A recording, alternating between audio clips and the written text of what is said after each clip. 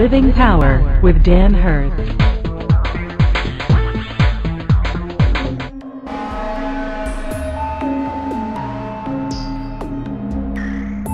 me hurry through the gift of mercy also, and I want you to see something about this gift. This gift fascinates me. This is one of those gifts that I look at it and I think, wow, we need this gift so badly in the church today, in the world today. This is really what the world is looking for now. This gift, the world desperately needs the gift of mercy. It is mercy in Romans chapter 12, verse 8. And its definition is, mercy is to show compassion. The motivation to discern, identify with, and comfort those who are in distress.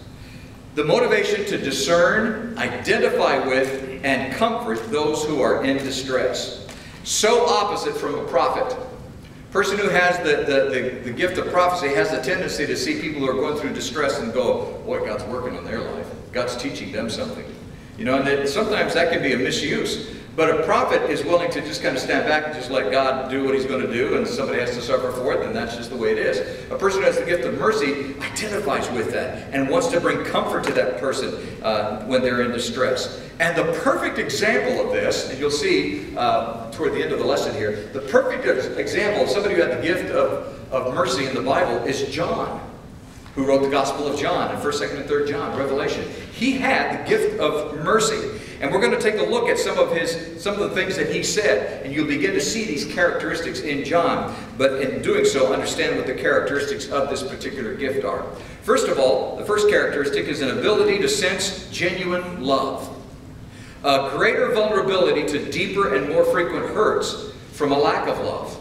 A person who has the gift of mercy really is motivated by love. They give love and they need to receive love. They need to sense love. They need to feel that they are loved. They need to feel that they can love. The person who has the gift of mercy is really focused. That's kind of foundational to that gift, is love. In fact, John wrote in 1 John 4, verses 7 through 12, he says, dear friends, let's love one another.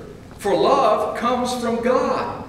Everyone who loves has been born of God and knows God. And whoever does not love does not know God, because God is love. See how John sees it? That perspective? It's all about this wonderful joy of love. Later on in verses 11 and 12 he says, friends, since God so loved us, we ought to love one another. Doesn't that make sense? Yeah. Verse 12, no one has ever seen God, but if we love one another, God lives in us and his love is made complete in us. That's the mercy. That's the person with the gift of mercy. And other people would just look at that and go, that's a hippie talking there. That doesn't make a whole lot of sense to me. But the person who has the gift of mercy, it does make a whole lot of sense because they're so motivated by love.